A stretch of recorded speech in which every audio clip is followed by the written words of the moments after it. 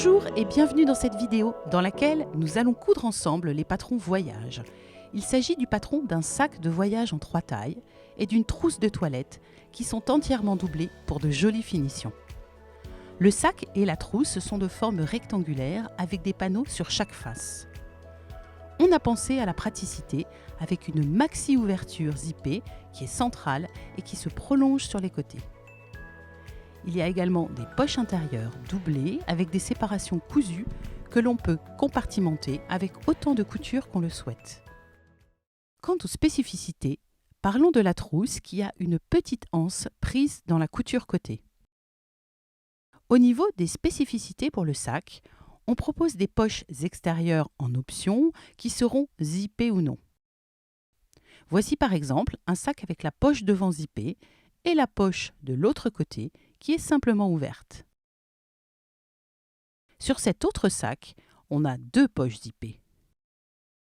Et maintenant, parlons des 3 tailles de sac. On va d'abord avoir le sac de taille S qui fait 30 par 21 cm et qui peut servir au choix de sac besace, de petits sacs à main ou encore de sacs pour les enfants ou pour la crèche. La taille médium fait, elle, 40 par 30 cm. Ce sac va vous permettre de transporter une tenue pour une journée environ, par exemple des chaussures, des vêtements et une trousse de toilette. Le sac de taille M peut aussi servir pour le travail, car son format permet de transporter des documents ou un ordinateur portable jusqu'à 15 pouces. Enfin, le grand sac de voyage de 50 par 40 cm permet de prendre des affaires pour un week-end, ou servir de sac de course ou de sport. Le sac L peut avoir sur l'extérieur de grandes poches profondes, ou on peut y adapter les poches de la taille médium qui sont un peu moins profondes. Le sac dans les différentes tailles dispose au choix de grandes anses pour être portées à l'épaule ou de petites anses pour être tenues à la main. Il est possible en option d'ajouter une bandoulière réglable avec les accessoires boucles de réglage et boucles d'attache, mais aussi des mousquetons pour rendre la bandoulière amovible. Le niveau de couture est intermédiaire. C'est un patron très ludique à réaliser qui apprend à monter une doublure, des poches, une fermeture à glissière, des anses et enfin une bandoulière. C'est le parfait projet lorsque l'on a un peu de temps devant soi, mais envie d'un projet abouti à utiliser pour le quotidien ou pour les voyages. Concernant les tissus extérieurs, on recommande en premier lieu des tissus chaîne et trame plutôt épais, je dirais de poids d'environ 300 à 400 grammes au mètre carré. On pense à des toiles de type gabardine ou des nattés de type bachette, sinon des velours côtelés, des jeans épais ou encore des draps de laine denses, des toiles cirées, des toiles enduites ou encore des simili-cuirs, voire même du cuir. On peut aussi utiliser des tissus moins épais de type toile de lin, du nid d'abeille tissé ou des toiles de type ripstop en nylon avec un effet quadrillage comme les toiles de parachute ou de kawaii. Et là, on aura un look sac un peu mou. On peut aussi utiliser ces tissus un peu plus légers pour la trousse de toilette. Il est également possible d'utiliser un tissu matelassé comme ceci, un nylon ou une popeline matelassée ou un velours minerai matelassé comme je vous le montre ici. Le tissu est déjà matelassé ou à matelasser soi-même. Vous pouvez d'ailleurs regarder notre vidéo dédiée aux techniques de matelassage qui est consultable sur notre site en accès libre. Enfin, concernant les tissus extérieurs à utiliser pour le sac ou la trousse voyage, il est possible d'utiliser de la maille façon Sherpa ou mouton, mais dans ce cas, l'aspect sera plus souple et le renfort avec une toile un peu épaisse thermocollante sera indispensable pour éviter que la Sherpa ne se déforme. Les projets de taille moyenne ou de petite taille sont alors recommandés. Pour la doublure, on peut utiliser une popeline, un chambray, un lin ou encore un seersucker. Le tissu doit avoir un peu de tenue. Les viscoses sont donc à éviter. On renforcera systématiquement le tissu extérieur d'un entoilage plus ou moins épais selon le tissu extérieur, mais surtout selon l'effet désiré. Par exemple, vous pouvez entoiler une gabardine ici de 330 grammes au mètre carré avec un entoilage classique tissé, ce qui renforce mais garde une certaine souplesse. Une autre option serait d'utiliser un entoilage non tissé ou intissé qui est souple avant la pose mais qui, une fois appliqué au fer à repasser, devient plus cartonneux et donne un tombé plus tenu à la gabardine. Dernière possibilité, vous pouvez utiliser un entoilage molletonné, comme par exemple cette qualité de chez Viseline, le H630, mais il existe également en H640, pour un effet watiné léger. Le rendu est là encore différent. Cela va vous donner un peu de volume et donc de la tenue, mais aussi une très belle main à votre sac ou à votre trousse, tout en restant souple et confortable. Je dirais que si vous hésitez pour votre premier essai, optez directement pour un entoilage matelassé de type Viseline, H630 ou H640, ce qui vous donnera un rendu impeccable. Il est à noter que si votre tissu est déjà matelassé, il est inutile d'entoiler, car le tissu a déjà une certaine tenue. Pour les autres fournitures, vous aurez besoin d'abord d'une aiguille adaptée à votre projet. Si votre toile est un peu épaisse au-delà de 300 g au mètre carré, je recommande vivement des aiguilles de 90, voire même de 100, ou des aiguilles à jean si vous utilisez des gabardines épaisses ou des toiles de Nîmes, ou encore des aiguilles à cuir pour les simili-cuirs épais ou les cuirs. N'oubliez pas que vous aurez aussi un entoilage, une ouatine et une doublure. C'est la raison pour laquelle je recommande l'usage d'aiguilles épaisses. En option, on peut utiliser des aiguilles doubles. Là encore, on va adapter la taille de l'aiguille au poids du tissu utilisé, soit par exemple des aiguilles de 90 pour les toiles. L'usage en option d'une aiguille double sera alors dédié aux coutures des poignets ou des anses, mais on peut aussi utiliser une aiguille simple et faire 2 passages en parallèle. Quelle que soit l'aiguille utilisée, on allongera le point de couture à la longueur 3 pour des points plus longs sur tout le projet. Vous aurez aussi besoin d'un fil de polyester pour sa solidité ou en option de fil à jean ou extra résistant qui sont des fils épais et renforcés pour des coutures encore plus solides. Les fils extra résistants sont aussi utilisés pour renforcer l'effet workwear avec de gros points dans un esprit de jeaner. Mais honnêtement, des fils polyester classiques font très bien l'affaire avec des points de renfort en aller-retour au niveau des zones les plus soumises aux étirements. Il vous faudra également un zip ou une fermeture à glissière de longueur 40, 45, 55 ou 75 selon le projet et la taille du sac pour l'ouverture principale. Et en option, un ou deux zips de 15 cm pour les poches extérieures du sac, quelle que soit la taille du sac. La longueur d'un zip correspond à la longueur des dents, hors surplus des tresses aux extrémités. On recommande l'usage de fermetures à glissière non séparables à l'extrémité, qui ont une tresse plus longue aux extrémités, à la différence des zips séparables qui sont recommandés plutôt pour des vestes. Au niveau de la qualité des dents du zip, on prendra soit des dents métalliques ou des zips à spirale en nylon, comme ceci. Il en existe avec des spirales plus ou moins grosses. Les 3 mm sont fines et servent surtout pour les trousses ou pour les tissus fins. Les plus grosses de 5 mm de diamètre sont plus appropriées au projet de sac. Pour les zips métalliques, les longueurs sont standards dans le commerce et elles correspondent aux longueurs requises pour votre patron voyage. Concernant les zips à spirale, ils existent également en non séparables dans des longueurs standards requises pour le projet. Mais on peut sinon utiliser des zippomètres à recouper. Vous verrez, on a un chapitre un peu plus loin qui vous explique comment recouper un zippomètre à la bonne longueur. Enfin, il existe 2 options possibles, un seul curseur ou 2 curseurs pour avoir une ouverture double sur votre sac ou votre trousse. Cette option peut être assez pratique à l'usage, à vous de voir. Par ailleurs, il vous faudra en option des fournitures pour les anses et la bandoulière des sacs.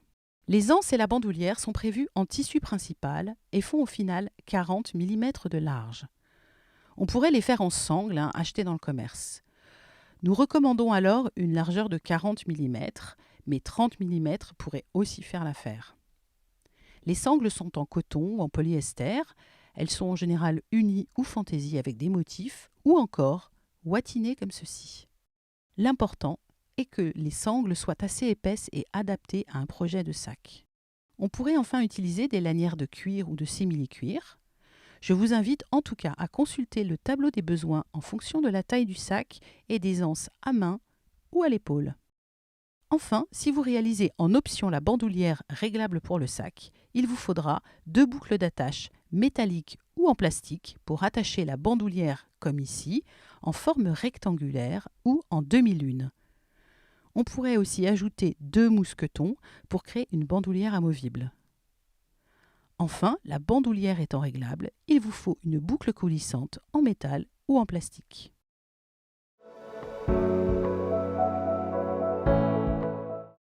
On a réalisé différentes versions de chaque modèle que je vais vous présenter maintenant. Un sac en taille L en jean délavé de poids 330 g au mètre carré, entoilé d'une viseline tissée classique. Il a une grande poche, des anses à l'épaule, un zip métallique, une doublure en chambray rayée. Alors je l'ai préparé pour partir ce soir, mais il n'est qu'ici à moitié plein. Un sac de taille M en lin imprimé, entoilé d'une viseline ouatinée et matelassé par mes soins. Il a une poche zippée extérieure, une autre au dos qui est non zippée. Une bandoulière réglable et amovible, des anses longues pour être portées aussi à l'épaule, un grand zip avec un double curseur et une doublure en popeline unie et crue. Là encore, il n'est pas plein. Encore un sac de taille M avec, là encore, de grandes anses. Il est en gabardine matcha d'atelier Brunette avec des zips métalliques. Et il est doublé de Vichy coordonnées. C'est vraiment le sac qui va m'accompagner souvent dans mes déplacements. Un sac small maintenant en jean brut avec des anses longues et un simple entoilage tissé, une double gaze Vichy de chez Atelier Brunette en doublure. J'ai mis des zips métalliques marines. C'est un sac qui est vraiment très souple et très pratique à ranger dans mes placards. Je l'utilise pour faire de petites courses d'appoint. Voici maintenant un petit sac adorable de taille small en sherpa de coton. Une bandoulière réglable en sangle épaisse en coton écru et de petites poignées courtes pour être portées à la main que j'ai réalisées personnellement avec des sangles en polyester pour plus de souplesse car celles en coton étaient un peu épaisses à mon goût. J'ai décoré un côté sans poche d'une vignette fantaisie et de l'autre côté j'ai une poche zippée avec un zip spirale en nylon. Sur l'ouverture principale, j'ai mis aussi un zip spiralomètre que j'ai ajusté en longueur et j'y ai mis 2 curseurs. La doublure est en Vichy sable et voilà, il est prêt pour la journée. J'ai réalisé enfin 3 trousses de toilette. Une trousse de toilette en gabardine matcha ouatinée avec une doublure Vichy et un zip coloris jean. Cette autre est en gabardine tangerine d'Atelier Brunette, simplement entoilée avec le fond en simili-cuir argent et la doublure en circe-cœur corail et blanc. La dernière est en velours milleret d'Atelier Brunette que j'ai entoilé d'un entoilage ouatiné et que j'ai doublé d'un plumetier à fleurs. Je m'en sers en trousse à maquiller grand format. J'ai utilisé un zip métallique fin et j'ai ajouté une petite vignette décorative.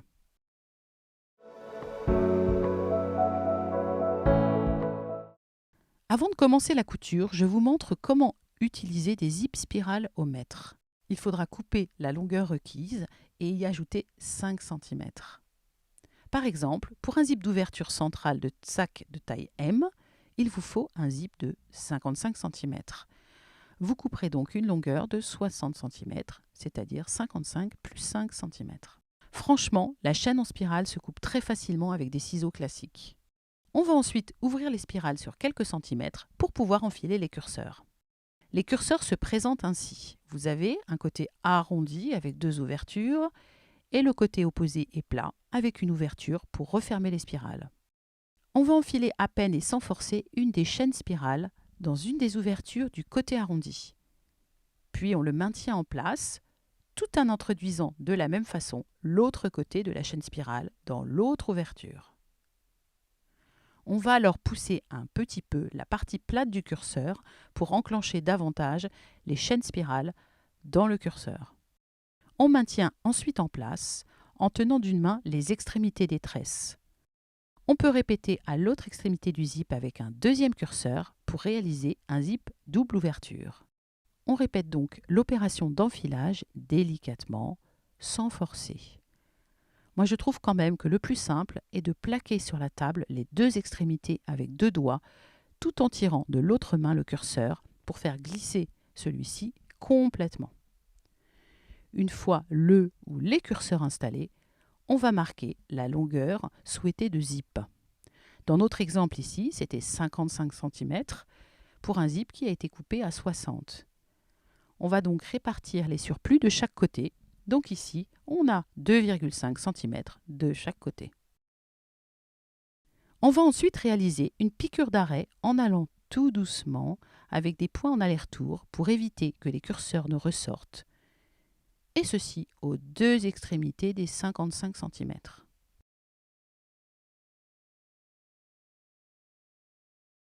À l'aide de ciseaux de précision ou d'un découseur, on va découdre les deux coutures droites sur l'envers de la tresse.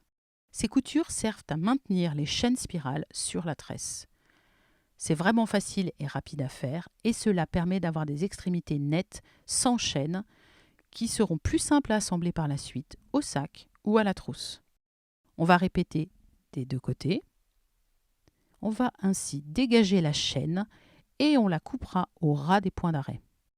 Voilà, vous avez reconstitué un zip spirale à la longueur souhaitée qui est prêt à être assemblé.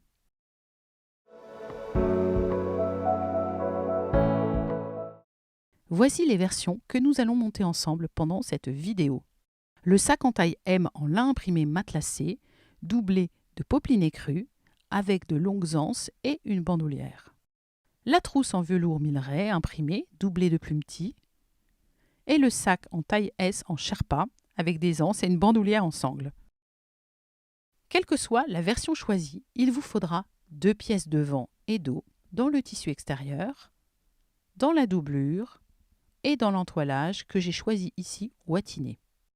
Il nous faudra également 2 pièces pour le dessus du sac, également en tissu, en doublure et en entoilage, et un zip de la longueur indiquée dans le tableau des besoins en fourniture. Dans mon cas, c'est un zip de 55 cm pour un sac de taille M. Il faut ensuite un fond en tissu, en doublure et en entoilage. Pour le sac uniquement, on peut ajouter 2 pièces de poche extérieure en tissu et en doublure. Et si on a choisi de les faire avec un zip, il faudra une pièce de plus pour le haut des poches en tissu extérieur. Moi, j'ai choisi de faire une poche non zippée et une poche zippée, donc j'ai besoin d'un seul zip de 15 cm. Enfin, pour toutes les versions, sac ou trousse, il vous faut 2 poches intérieures en tissu et en doublure. Et là, on n'a pas besoin d'entoilage à cet endroit. Il vous faudra encore 2 pièces en tissu pour former les anses du sac. Et en option, la bande bandoulière et les pattes de fixation pour cette bandoulière. Enfin, pour fixer la bandoulière et la rendre réglable, j'ai besoin de 2 boucles de fixation que j'ai prises ici de 38 mm 40 mm de large pour une bandoulière en tissu qui fera 40 mm de large et d'une boucle coulissante pour la partie réglable qui elle aussi est de la même largeur. Pour la trousse, on a aussi les 2 pièces devant et dos, les 2 dessus et le fond, tout cela dans le tissu extérieur, dans la doublure et dans l'entoilage. Par ailleurs, les 2 poches intérieures en tissu et en doublure, et la pièce pour la petite anse côté dans le tissu, ainsi qu'un zip de fermeture de 40 cm de long. J'avais oublié de vous montrer la petite pièce numéro 2 bis qui est optionnelle et qui est à mettre en bout de zip principal d'ouverture pour vraiment créer une jolie finition. C'est en fait un petit rectangle d'environ 5 par 4 cm qui va vous permettre de recouvrir le bas du zip et de bien finir cet endroit. On pourrait d'ailleurs en mettre un aussi à l'autre extrémité du zip, en particulier si vous avez des zips avec 2 curseurs. On passe ensuite à l'entoilage à chaud des pièces devant, dos, fond et dessus du sac. Pour l'entoilage en tissé coton, pas de souci, on pose la partie encollée sur l'envers de la pièce tissu et on passe le fer chaud pour encoller à chaud. Bon, évitez de déplacer votre fer à repasser autant que moi. Vous pouvez simplement poser le fer, attendre quelques secondes et le redéplacer sur une autre zone. C'est en fait plus efficace que ce que j'ai fait. Pour les entoilages intissés, donc non tissés, c'est pareil, on procède de la même façon. Par contre, pour l'entoilage watiné, la watine en fait est en polyester, donc on aura posé aussi la partie encollée sur l'envers du tissu, mais c'est le tissu lui-même qui sera en contact du fer si c'est un coton. Donc ici, on a retourné le travail avant de passer le fer. Sinon, on a une autre option qui est de poser une toile de coton fine entre le fer et la ouatine. Alors voilà, ici c'est entoilé. En option, on peut, comme je l'ai fait ici, matelassé des pièces ouatinées. J'ai de mon côté aussi matelassé les pièces ouatinées en traçant des lignes au stylo textile, tous les 3 cm à la verticale, puis en surpiquant le long de chaque ligne. J'ai fait attention de démarrer mon traçage de lignes en fait, au milieu des pièces devant, des pièces dessus et du fond, pour que mes lignes correspondent lors du montage. Vous pouvez évidemment retrouver sur notre site une super vidéo qui est vraiment très complète sur toutes les techniques de matelassage si vous voulez en savoir plus. De mon côté, je continue ce matelassage des pièces et je vous retrouve ensuite. Enfin, en option, on peut surfiler toutes les pièces, ce qui peut se faire avec un surjet à la surjeteuse ou un point zigzag à la machine à coudre. Personnellement, j'avoue que j'aime bien surfiler car les pièces ne s'effilochent pas pendant l'ouvrage. C'est un peu long à faire et ce n'est pas vraiment indispensable car toutes vos coutures sont enfermées. Mais bon, franchement, c'est quand même pratique. Et je l'ai fait ici sur une bonne partie des pièces, mais par contre, je ne l'ai pas fait sur les tissus de doublure qui, elles, ne s'effilochaient pas. Allez, on démarre par la pose des poches intérieures sur les devants et dos en doublure. On va poser endroit contre endroit une pièce poche intérieure en doublure et une en tissu principal. On aligne les lisières hautes, on va épingler et on piquera à 1 cm. Voilà, c'est piqué. On va maintenant coucher les marges de couture sous la doublure et on va repasser. Puis on réalisera une sous-piqûre, ce que je vous montre ici, car je l'ai déjà fait de mon côté. Il s'agit en fait de piquer la doublure et la marge de couture ensemble à 2 mm pour permettre de maintenir la doublure en place. Ainsi, on ne la verra pas sur la lisière de la couture. On va finir tout ça en repassant soigneusement. Avant de poser la poche intérieure sur la doublure, on va marquer en premier lieu les milieux de la poche intérieure pour pouvoir tracer une ligne avec une craie textile et pouvoir plus tard repérer cette ligne de piqûre qui servira de ligne de séparation de poche si on veut compartimenter la poche. On va maintenant poser la poche intérieure sur l'endroit de la pièce doublure devant, en alignant les lisières côtés et basses des pièces, comme ceci. On va épingler les côtés et le bas, puis on piquera ces lisières dans les marges de couture à 1 cm. On démarre sur un côté, puis on descend. On laisse l'aiguille plantée dans le tissu à l'angle. On soulève le pied presseur pour faire pivoter le travail dans l'angle. Puis on rabaisse le pied et on progresse le long de la lisière basse. On tourne de nouveau à l'angle et on remonte le long du côté pour finir par des points d'arrêt en aller-retour.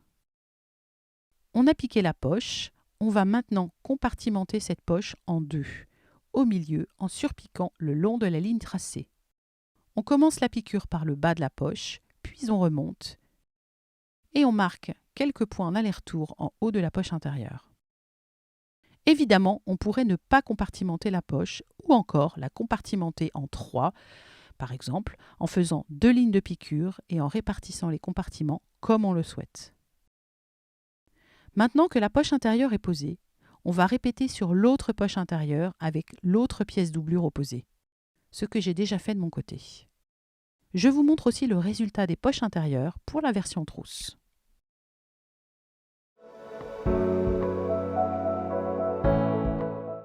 On va s'occuper des poches extérieures qui sont proposées pour la version sac, mais pas pour la trousse. On va coudre pour cette vidéo une poche fermée par un zip d'un côté et une poche ouverte par une simple piqûre de l'autre côté. Mais bien sûr, de votre côté, vous pourrez faire les 2 poches ouvertes ou les 2 poches zippées au choix. Pour le sac en taille L, les poches prévues en extérieur sont vraiment profondes. Et si vous le souhaitez, vous pouvez prendre le patron de la poche extérieure de taille M, qui s'adapte vraiment très bien car elles sont en fait de même largeur, mais surtout, elle sera moins profonde. Ici, je vais monter ma poche extérieure non zippée d'abord. J'aligne endroit contre endroit la poche en tissu extérieur et la poche en doublure. J'épingle et je vais piquer le haut à 1 cm. J'ai ensuite couché les marges de couture sous la doublure. J'ai sous-piqué à 2 mm comme nous l'avions précédemment fait pour les poches intérieures. Je vais bien repasser de nouveau le haut et en option, je surpique le haut de la poche à travers les épaisseurs à 2 cm environ. Voilà qui est fait, je vais simplement marquer le milieu de ma poche en haut et en bas. Je vais également marquer une ligne à la craie sur le milieu de l'endroit de ma pièce devant ou de ma pièce dos en tissu extérieur. Ceci va me permettre d'aligner la poche sur le devant du sac. Et j'aligne aussi la poche en bas du devant. Une fois placée, la poche doit être épinglée. On vérifie avec une règle qu'on a bien la même distance des deux côtés de la poche. Et évidemment, on réajuste si besoin. Puis on piquera dans la marge de couture à travers les épaisseurs pour tenir la poche en place sur les côtés et le bas. Voilà le résultat. On va maintenant poser une poche avec une fermeture zippée. Je marque d'abord à la craie les milieux de la poche extérieure en tissu principal, le milieu de mon zip de 15 cm de long, et j'ai marqué aussi le milieu de ma pièce devant ou dos du sac en tissu principal. Et enfin, j'ai marqué le milieu de la pièce haute pour la poche zippée. J'ai marqué également la pièce haut de poche zippée avec un petit rentré de 1 cm au fer à repasser sur toute une longueur. Je vais maintenant placer la lisière endroit du zip le long de la pièce poche en tissu principal sur l'endroit, en calant les milieux et en épinglant le long. On va ensuite aligner l'endroit du haut de la poche doublure le long de la tresse envers du zip, qui va donc être prise en sandwich entre le tissu principal et la doublure. Et on va épingler tout le long. On va ouvrir un peu le zip en tirant sur le curseur pour dégager aisément son travail. Puis, on va mettre un pied presseur spécial fermeture à glissière. Ce pied, il va être vraiment très spécifique à chacune des marques de machines. On va décaler un peu l'aiguille pour être assez près du tissu. Je recommande que l'aiguille soit environ à 5 mm des dents du zip. Et enfin, on va piquer à travers les épaisseurs au point droit. On démarre par un point d'arrêt en aller-retour, puis on avance progressivement et doucement.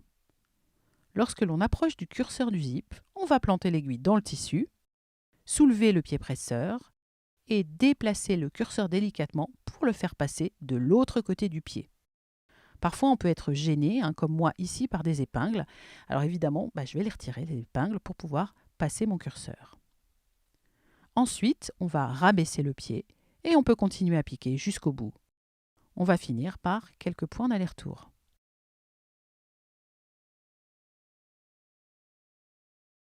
On va replier le tissu et la doublure envers contre envers et on va repasser les deux soigneusement le long de la fermeture à glissière, au doigt ou mieux au fer à repasser. Puis on va surpiquer ensemble à 6-7 mm des dents du zip, toujours avec le pied presseur spécial fermeture à glissière. On va alors aligner l'endroit de la tresse opposée à l'endroit de la pièce haute le long de la lisière non repliée, en calant les milieux d'abord. On épingle et on va piquer à 5 mm des dents du zip. Voilà, on pique après avoir ouvert le zip pour démarrer. Puis on va repasser et on va garder en attente. On va maintenant poser la poche zippée en alignant la poche sur l'endroit de la pièce dos ou devant qui a été marqué en son milieu. On pose la poche sur la lisière basse en calant les milieux. On va épingler les pourtours de la poche et du haut de poche et on piquera tout autour. Alors on aura pris soin également d'ouvrir légèrement le zip pour pouvoir bien positionner les tresses du zip en bord à bord. Une fois la piqûre autour faite, on va maintenant surpiquer le long du zip à travers les épaisseurs pour bien tenir le haut en place. Et pour ce faire, j'aurai repris le pied presseur spécial fermeture à glissière.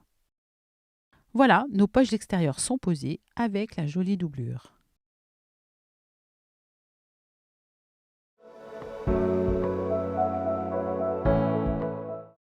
On va marquer les milieux de pièces de dessus et le haut des pièces devant et dos. On va aligner endroit contre endroit une pièce dessus au haut d'une pièce devant en faisant coïncider les milieux. On épingle. La pièce dessus est plus longue et dépassera de part et d'autre. On va piquer le long à 1 cm, puis on ouvrira les marges de couture au fer à repasser. Voilà, on a piqué. On a aussi répété avec l'autre pièce dessus à aligner en haut de la pièce d'eau du sac en calant les milieux. On a épinglé, on a piqué à 1 cm et on a ouvert les marges de couture. On a répété l'opération avec les pièces doublures dessus et devant, dessus et dos. Là aussi, on a ouvert les coutures au fer.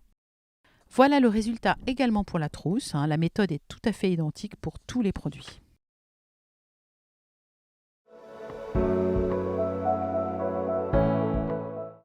On va poser les anses pour 2 modèles, la trousse ou le sac, et voici ce que cela donne à la fin. Pour la trousse, il y a une petite anse prise dans le côté. Là, pour le sac, il est possible de réaliser les anses en version anse à l'épaule ou en version anse à la main. Les 2 longueurs sont proposées sur votre pièce de patron numéro 6. Le montage est identique, en fait, pour les 2 longueurs d'anse. Il est aussi possible de faire les anses dans le tissu principal ou dans une sangle du commerce. Pour la version sac, voici une version avec les anses dans le tissu principal en version anse à l'épaule et une version avec les anses en sangle et dans une version anse à la main. Maintenant, voyons comment procéder pour arriver à ce résultat. Commençons par préparer les anses dans le tissu principal. On va prendre une pièce de tissu anse, la pièce numéro 6 du patron pour le sac, ou la pièce 8 pour la trousse, et on va la plier en 2 dans le sens de la longueur et envers contre envers. Puis on va repasser pour marquer le milieu. On va ouvrir cette anse et rabattre les 2 lisières vers le centre, envers contre envers, l'une, puis l'autre, pour qu'elles se rejoignent, et on va repasser tout le long de ces rentrées. Enfin, on va replier de nouveau en 2 la bande et la repasser, ce qui fait qu'on va donc obtenir une anse longue de 4 épaisseurs de tissu au final. On va épingler la partie non cousue ou utiliser des pinces et évidemment, on va piquer tout le long pour former notre anse. On répétera évidemment sur l'autre anse ce que j'ai déjà fait de mon côté avec les anses longues du sac en tissu. Si vous avez choisi des anses en sangle du commerce pour le sac uniquement, vous allez couper la longueur nécessaire pour les 2 anses. Je vous rappelle ici les longueurs nécessaires selon votre projet et le type d'anse à la main ou à l'épaule. Pour ma part, je vais faire un sac S avec des anses courtes pour être tenu à la main. Je choisis donc une tresse en polyester souple de 4 cm de large. Si votre sangle est en coton épais ou pas vraiment souple, prenez plutôt du 3 cm de large. Je vais donc couper 2 anses de 75 cm chacune pour un sac de taille small. Pour des anses en tissu principal ou en sangle, on va maintenant poser une première anse sur le devant ou le dos du sac. Tout est symétrique de toute façon, donc devant ou dos c'est pareil. Je vais vous montrer ici avec la sangle en tissu, mais cela serait exactement la même chose avec l'anse en sangle. Vous avez des repères sur la pièce de patron, numéro 1, la pièce de devant ou de dos, pour positionner votre anse, mais sinon, cela se fait simplement en recouvrant ici la marge de couture de la poche de part et d'autre, et en démarrant la pose en bas du sac, puis en remontant bien verticalement le long de la poche, tout en recouvrant sa marge de couture sur 1 cm donc. On va épingler jusqu'en haut de la pièce, devant ou dos. On vérifie au passage que la distance entre le bord de l'anse et le bord du sac est identique des 2 côtés. Enfin, on va vérifier que l'on n'entortille pas l'anse et on va recommencer de l'autre côté de la poche en démarrant avec l'autre extrémité de l'anse en bas du devant ou du dos et en remontant le long de la poche tout en recouvrant la marge de couture de cette poche. On va finir d'épingler.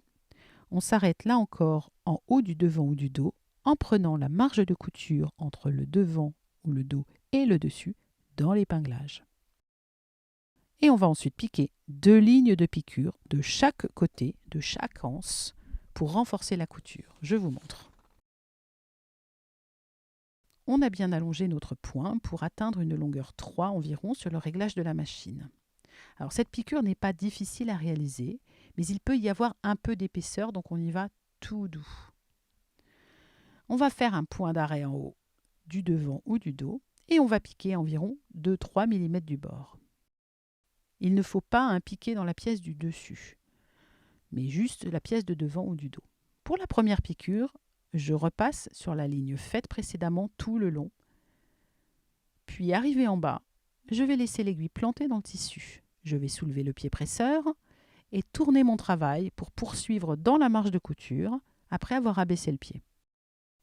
Puis je recommence pour remonter la piqûre le long du bord opposé, toujours à 3 mm du bord de l'anse.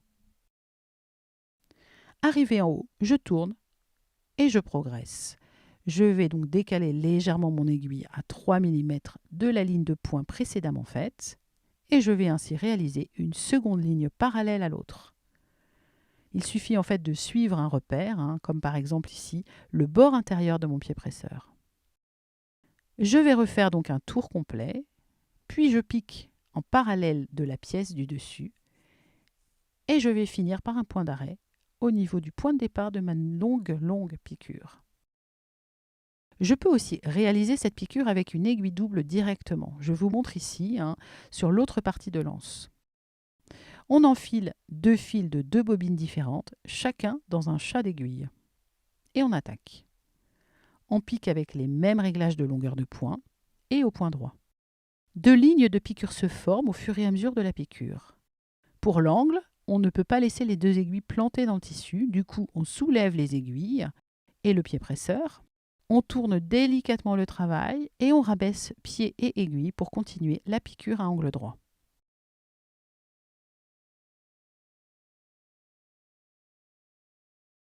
On va maintenant marquer un repère à 5 cm du haut de la piqûre. Et on marque 2 diagonales au stylo textile qui se croisent. Et on va réaliser une sorte de rectangle et 2 diagonales de renfort supplémentaires. Je refais un point d'arrêt, puis un passage en diagonale comme ceci. Je vise le point opposé marqué à 5 cm, je pique, je tourne, je passe à l'horizontale. À l'angle, je tourne pour marquer la diagonale transverse et je finis en haut par un dernier retour à l'horizontale pour rejoindre mon point d'origine et je finis par un point d'arrêt. Alors là, franchement, votre couture, elle est super solide. On répétera évidemment de l'autre côté sur l'autre bout de l'anse. Je vais ensuite procéder exactement de la même façon sur l'autre devant ou dos avec l'autre anse. En option, on peut faire également des surpiqûres parallèles additionnelles le long des anses libres, comme je vous le montre ici. Pour la trousse, on a déjà préparé l'anse. Je vous rappelle comment on fait, sur une autre pièce 8 qu'on replie sur elle-même une première fois. Puis, en repliant de nouveau les 2 lisières vers le centre, on repasse le tout et on piquera. Voilà le résultat. Maintenant, on va poser l'anse sur l'une des extrémités de la bande fond à 2,5-3 cm environ de la lisière côté. L'anse est prévue assez longue pour passer la main, mais bien sûr, vous pouvez aussi, comme je vous le montre ici, la raccourcir légèrement en dépassant les marges de couture des lisières du fond. Cela raccourcira un petit peu votre anse. Puis on va piquer les extrémités au niveau des marges de couture de la pièce fond. Et je vais ensuite laisser en attente.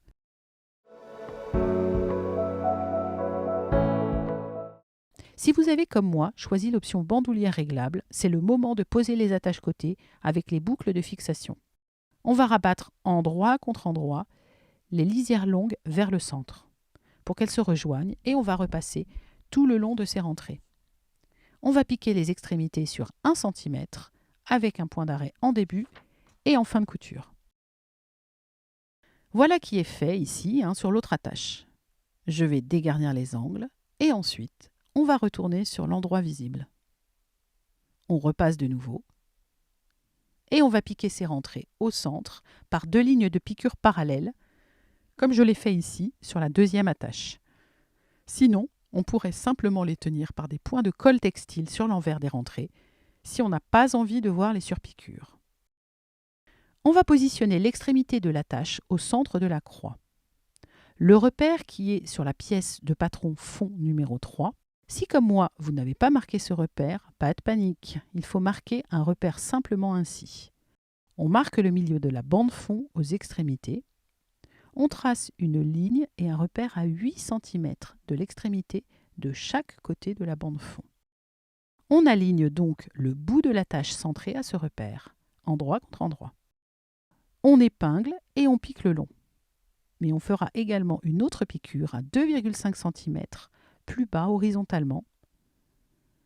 Et comme c'est fait de l'autre côté, je vous montre. On passe une boucle de fixation de 4 cm de large que j'ai choisie en demi-lune ici, car je vais mettre ensuite des mousquetons à la bandoulière. Enfin, on va replier envers contre envers cette attache et former une boucle ainsi pour venir avec l'extrémité libre rejoindre la première extrémité attachée. On va avancer un petit peu la boucle vers l'extrémité de la pièce fond du sac et on épingle soigneusement le pourtour. Ensuite, on va piquer tout le tour en s'arrêtant à 2,5 cm environ. Et on va faire 2 lignes parallèles avec des points d'arrêt en aller-retour au début et à la fin de la couture, puis les piqûres en croix, comme on l'a expliqué précédemment pour les anses. La boucle est donc prise dans l'extrémité de l'attache. On répétera sur l'autre extrémité de la bande fond, comme je l'ai déjà fait de mon côté. On garde en attente, car la pose de la bandoulière se fait vraiment en fin d'ouvrage. Voici aussi ce que cela donne au final sur l'autre version avec des boucles qui sont rectangulaires cette fois, car la bandoulière sera fixe.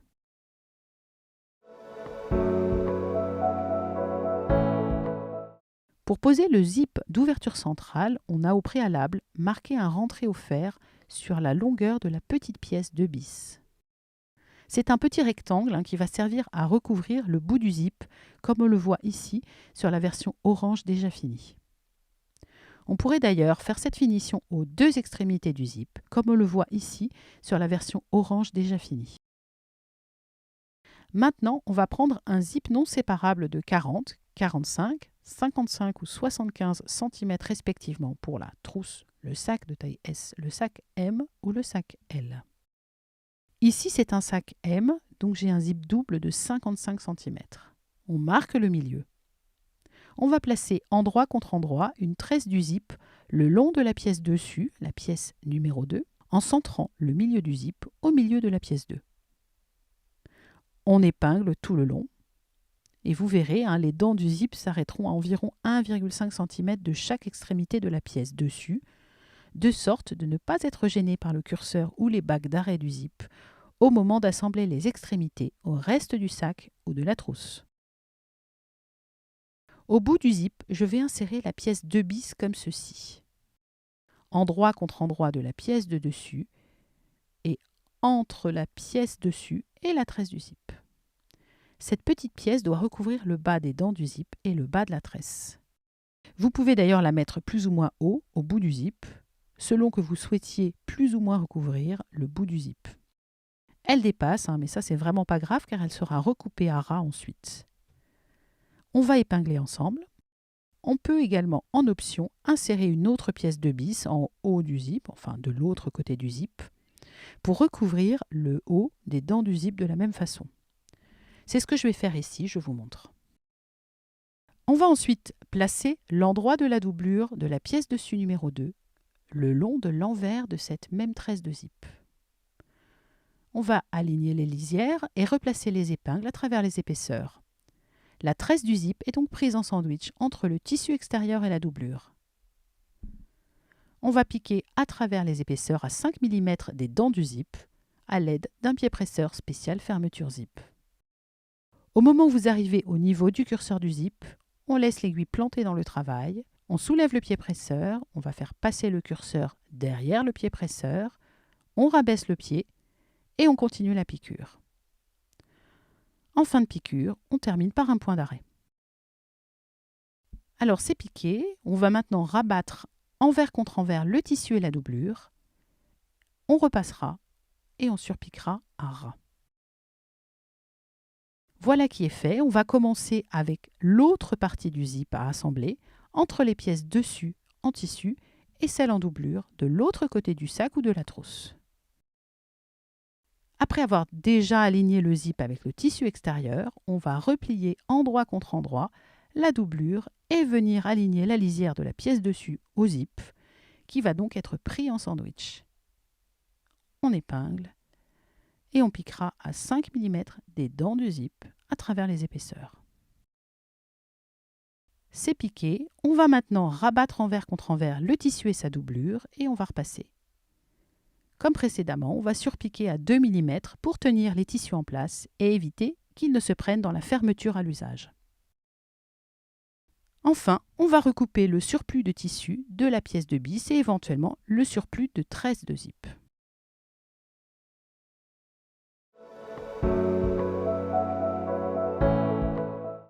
Pour le sac ou pour la trousse, on va maintenant poser le fond de sac ou de trousse en tissu principal, puis en doublure.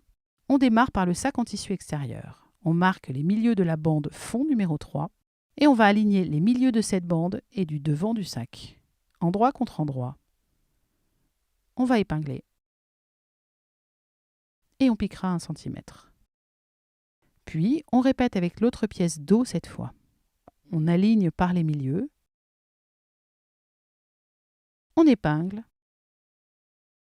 et on piquera.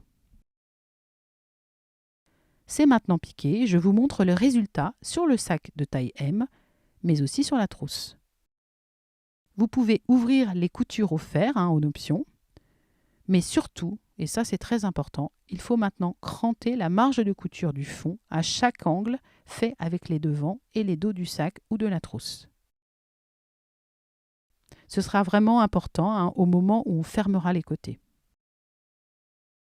On va répéter l'opération avec la doublure. On aligne les milieux du fond doublure avec les devants et dos de la doublure. On épingle et on piquera d'un côté tout le long et de l'autre, on laissera une ouverture importante pour pouvoir retourner le sac sur l'endroit à la fin de l'ouvrage. Cette ouverture doit vraiment être assez large, presque de la largeur du sac ou de la trousse. Mais il faut quand même laisser une distance de 3 à 5 cm de piqûre de chaque côté, avec, et cela est important, des points de renfort en aller-retour. Je vous montre les doublures préparées et montées pour le sac avec l'ouverture laissée ici. Mais également pour la trousse avec l'ouverture laissée ici.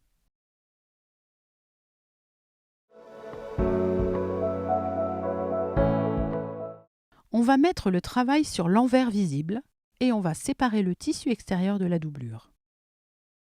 Maintenant, on va aligner endroit contre endroit les côtés de la bande fond avec les bandes de dessus, zip quasiment fermées. On va aligner d'abord endroit contre endroit les pièces en tissu extérieur, puis endroit contre endroit les lisières doublure ensemble, puis finalement les 4 épaisseurs ensemble. On va épingler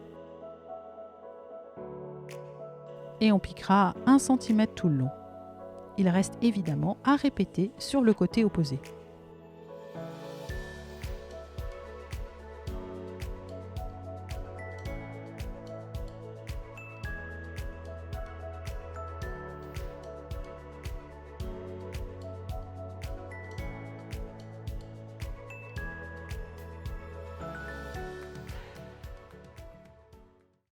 On va maintenant s'attaquer au côté de l'ouvrage, ce que je vais d'abord vous montrer sur la trousse, mais ce qui se fait exactement de la même façon sur le sac. Vous retrouverez d'ailleurs le montage en vidéo un petit peu plus loin pour le sac. Mais avant, on va commencer par glisser sa main et ouvrir le zip partiellement. Et il ne faut pas oublier, sinon vous ne pourrez pas retourner le travail. On va maintenant fermer les ouvertures laissées dans les angles. Alors il va vous falloir déformer l'ouvrage pour refermer les coins un à un. On va démarrer par un premier angle. On va aligner endroit contre endroit les 2 lisières en tissu extérieur ensemble, un peu dans la diagonale, comme ceci. Les coutures vous aident à placer et à étirer le travail pour mettre les lisières bien à plat. Vous voyez, je mets les index ou les doigts au niveau des coutures existantes pour aplatir l'ouverture. Une fois que c'est bien fait, on va maintenir avec des pinces ou des épingles et on va répéter avec les doublures endroit contre endroit que l'on va venir aligner également aux lisières en tissu extérieur. C'est là, hein, franchement, que les crans faits précédemment dans les marges de couture au niveau des angles vont vous servir à bien mieux placer les lisières. S'ils ne sont pas bien marqués, ces crans, vous les refaites maintenant, mais c'est vraiment important. On va replacer les pinces ou les épingles à travers les 4 épaisseurs. Il faudra un peu plus tard piquer à 1 cm en démarrant et en finissant par des points en aller-retour. Mais pour ma part, j'avoue que je préfère continuer l'épinglage sur les autres coins. Et je vais donc répéter sur les 3 autres coins en déformant petit à petit l'ouvrage pour rendre la manipulation un petit peu plus facile. Alors honnêtement, c'est un petit peu délicat, mais c'est pas vraiment compliqué. Il faut juste prendre son temps. Allez, je continue de mon côté et je vous retrouve dans quelques minutes. Voilà, c'est cousu aux 4 angles. Je vais maintenant retourner le travail sur l'endroit visible en passant le tout par l'ouverture laissée dans le fond de la doublure. On va en premier lieu faire ressortir l'endroit de la doublure, puis bien positionner la doublure dans le sac en tissu extérieur en passant par l'ouverture zippée, ouverte également. On va évidemment bien marquer les angles et les coins avec un doigt ou en s'aidant d'un poinçon ou d'une pointe en bambou. Si vous n'êtes pas satisfait des résultats sur un angle, il est évidemment possible de revenir en arrière et de refaire un angle en retournant, décousant l'angle et en replaçant les lisières des angles. Je vous remontre la fermeture des angles et des côtés sur la version sac. Mais cela se fait exactement de la même façon. Je démarre par l'assemblage des côtés des fonds avec les côtés des pièces de dessus. J'aligne endroit contre endroit les lisières en tissu extérieur, puis en doublure. J'épingle et je renouvelle de l'autre côté. Enfin, je piquerai.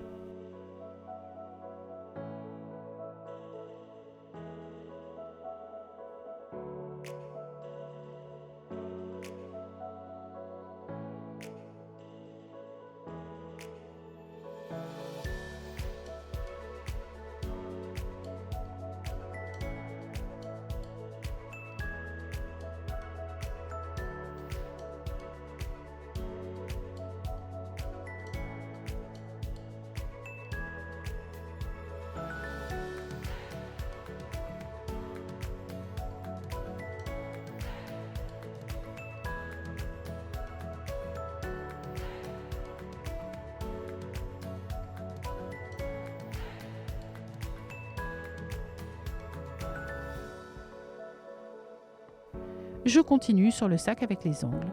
Comme je vous le disais, on va simplement renouveler les étapes vues précédemment pour la trousse. On a donc bien ouvert partiellement le zip et on va s'occuper de chaque coin séparément et aligner les lisières en tissu extérieur, puis en doublure. On épinglera les 4 épaisseurs ensemble et on continue sur les angles suivants ou les coins suivants de la même façon. Moi, je continue de mon côté, je vous laisse regarder tranquillement.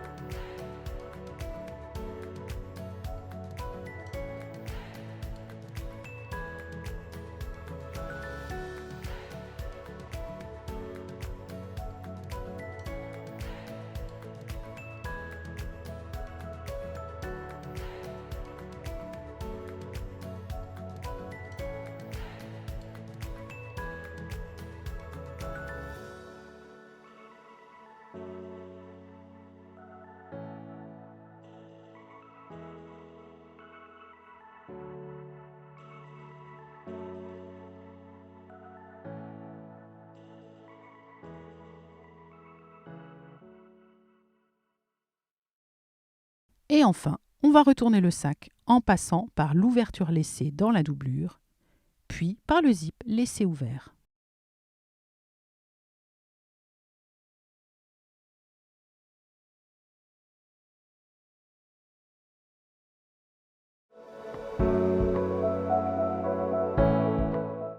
On va épingler les rentrées du fond de la doublure laissée ouvert.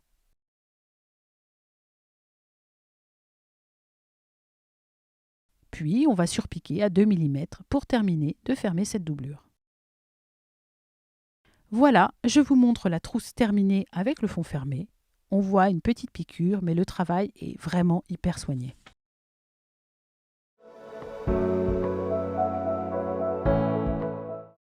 Pour l'option bandoulière du sac, on peut choisir de la réaliser en sangle en coton ou en polyester.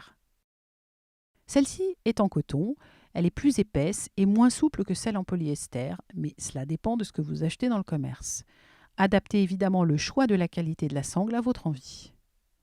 Si on a choisi de réaliser la bandoulière dans le tissu principal comme ici, on va former la bandoulière avec la pièce 7 du patron, comme on a formé les anses en la pliant en deux dans le sens de la longueur et envers contre envers. Puis on va repasser pour marquer le milieu. Ensuite, on va ouvrir la bande. On a rabattu les deux lisières vers le centre, envers contre envers, pour qu'elles se rejoignent, et on a repassé de nouveau tout le long de ces rentrées. On obtient une bandoulière longue de 4 épaisseurs de tissu au final. Je vais épingler la partie non cousue ou utiliser des pinces et puis je piquerai tout le long à 2 mm. On va enfiler la boucle coulissante.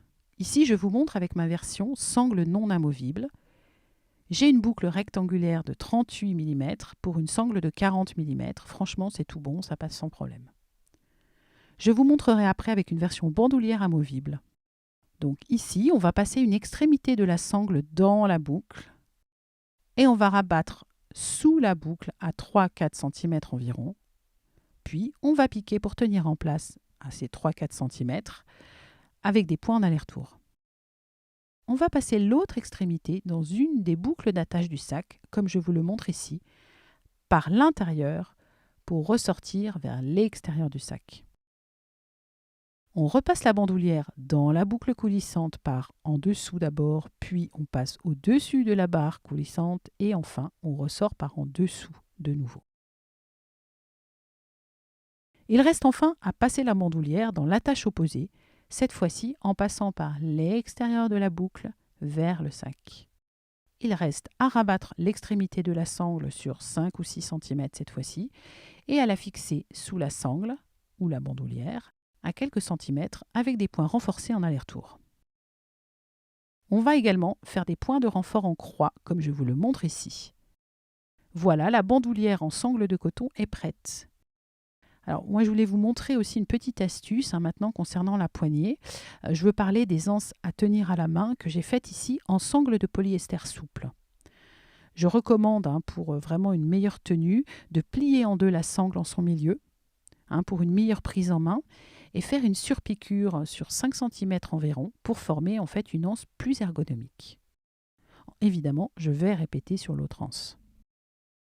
Concernant la fixation d'une bandoulière amovible, on démarre comme pour la bandoulière non amovible avec l'enfilage de la boucle de réglage. On passe une extrémité de la bandoulière dans la boucle et on va rabattre sous la boucle à 3-4 cm.